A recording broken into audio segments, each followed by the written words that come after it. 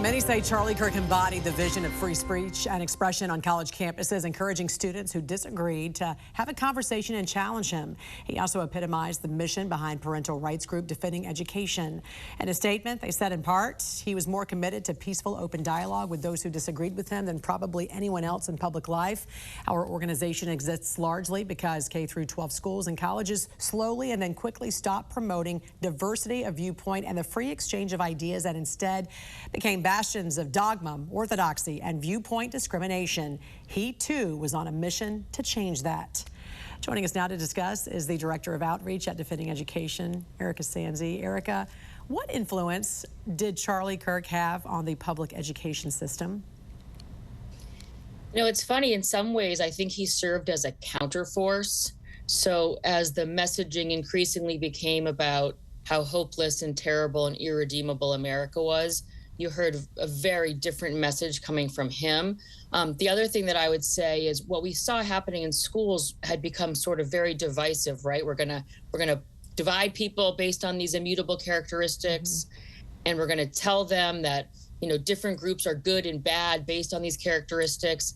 And he used to talk about addition and multiplication, meaning you grow movements, right, by adding and multiplying people. And he was very much about doing that regardless of a person's background. And even when he was very open about his specific values, which happened to be biblical values, there's so many examples of how welcoming he was to people in other communities, because he'd say, well, we agree on, you know, our priorities or the politics. And so he would welcome people into his quote unquote movement, even if he didn't specifically align with them on everything. And that's really been missing from the K-12 space in far too many places. Yeah, speaking of tolerance, he had tolerance for those who disagreed with him and was friends with people who disagreed with him, in fact.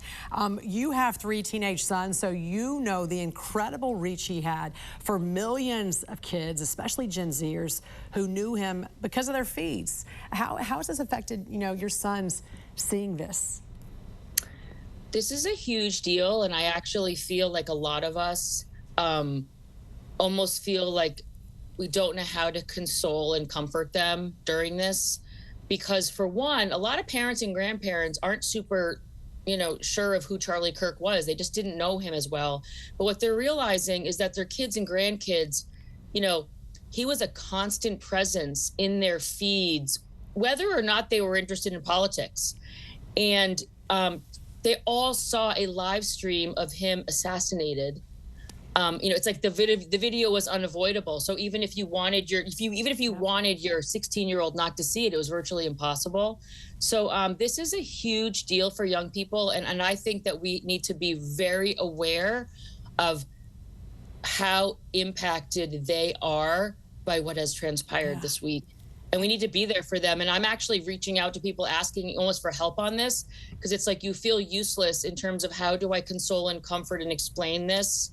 You know, in my case, they're 16, 18, and 20, but this is affecting a very large cohort that's younger than I am. Yeah, and you're watching a murder as it happens. That right there. And the videos are everywhere because a lot of people were filming him like they always do. So it's from different angles and different places, and there's no way to get rid of all of it and scrub it off from the internet. It is, I agree with you. This is one of those moments where you don't ever expect to have to worry about this, right? This is not one of those moments you ever expect. I mean, it's like on the one hand, you kind of know that something like this could happen. On the other hand, this was just utterly shocking. Yeah. And I think, I'll speak for myself too, like this has really affected me. I wasn't a regular watcher. I knew him. I would watch him as a guest on shows sometimes, but yet I feel so gutted.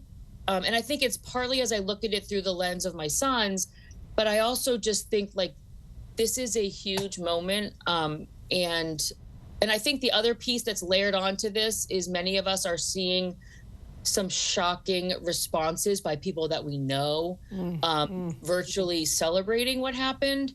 So you're also in this weird, like, situation of just wondering, like, where is the humanity and how is this possible? Well, and there's people who don't know him, obviously. There's tons of people out there, including people, as you said, grandparents and parents who don't have TikTok or don't know anything about influencers, but they're hearing about this and they're watching it now for the first time. And it's making them sick, physically sick, because you're a human being. You're watching a human being, this happening to a human being. And so, you know, it's the difference between, you know, anger and hate. And it's that hate element that is really getting to a lot of people right now, irregardless of how you feel about him.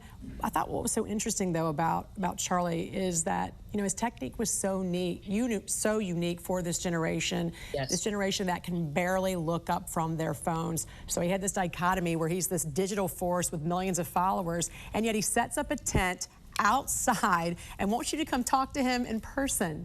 Why was this so important, do you think? Because his accessibility also, ironically, made him a target as well.